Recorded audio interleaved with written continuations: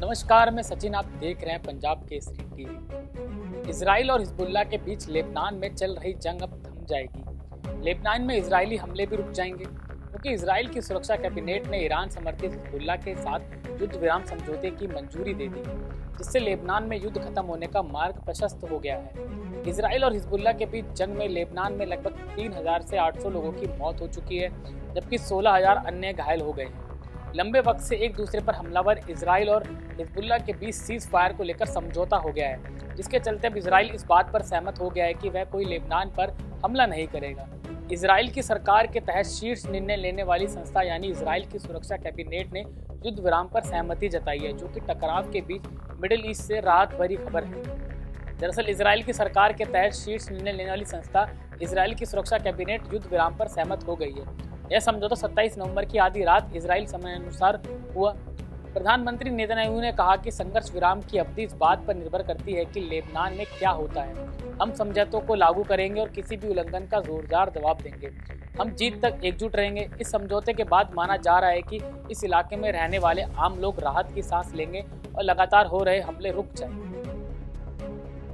Cease fire के बाद Netanyahu ने क्या कहा?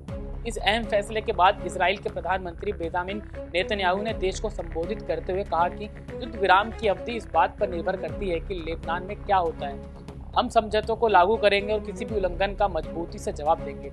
हम जीत तक एकजुट रहेंगे। उन्होंने कहा कि मैंने आपसे जीत का वादा किया था और हम जीत हासिल करेंगे। हम हमास को खत्म करने का काम पूरा करेंगे। हम अपने सभी बंधकों को वापस लाएंगे और हम यह सुनिश्चित करेंगे कि गाजा अब इजराइल के लिए कोई खतरा ना बने और हम अपने उत्तर के निवासियों को सुरक्षित वापस घर लौटाएंगे। युद्ध तब तक समाप्त नहीं होगा जब तक हम अपने सभी लक्ष्यों को प्राप्त नहीं कर लेते, जिसमें उत्तर के निवासियों की सुरक्षित घर वापसी भी शामिल है। और मैं आपको बताता हूँ, यह होगा वैसे ठीक ही जैसे दक्षिण में हुआ। नेतन्याहू ने कहा कि मुझे अपने देशवासियों पर गर्व है। मैं आपकी सुरक्षा, आपके समुदाय के पुनर्वास, आपके भविष्य के लिए पूरी तरह से प्रतिबद्ध हूँ। IDF इजराइल सुरक्षा एजेंसी, मोसाद और इजराइल पुलिस में हमारे सेनानियों की बहादुरी की बदौलत हमने मुक्ति के युद्ध के 7 मोर्चों पर बड़ी सफलता हासिल की है। इन उपलब्धियों की दुनिया भर में प्रशंसा हो रही है और ये पूरी मिडिल ईस्ट में इजराइल की ताकत को पेश कर रही है। लेबनान और इजराइल के बीच सीज फायर में अहम भूमिका अमेरिका और फ्रांस ने निभाई है। इसको लेकर जो बाइडेन ने इस शांति समझौते को अंजाम तक पहुंचाने में मदद के लिए फ्रांस के राष्ट्रपति इमैनुअल मैक्रों को भी धन्यवाद कहा है। इसी कड़ी में अमेरिकी राष्ट्रपति जो बाइडेन ने एक्स पर ट्वीट किया और कहा कि आज मेरे पास मध्य पूर्व से जुड़ी अच्छी खबर है। मैंने लेबनान और इजराइल के प्रधानमंत्रियों से बात की है। मुझे ऐलान करते हुए खुशी हो रही है कि दोनों देशों ने इजराइल और हिजबुल्लाह के बीच विनाशकारी जंग समाप्त करने के लिए अमेरिका के प्रस्ताव को स्वीकार कर लिया है।